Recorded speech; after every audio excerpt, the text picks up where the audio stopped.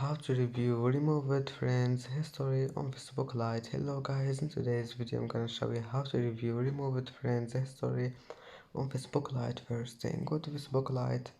Here you will find these three lines in the top corner. Click on it and then click settings, and here you will find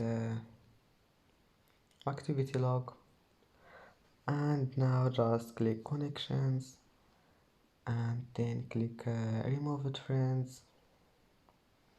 And as you see here, you can review removed friends on Facebook Lite and then just go back. It will be saved. And that's it for today's video. If you like this video, please don't forget like and don't forget subscribe.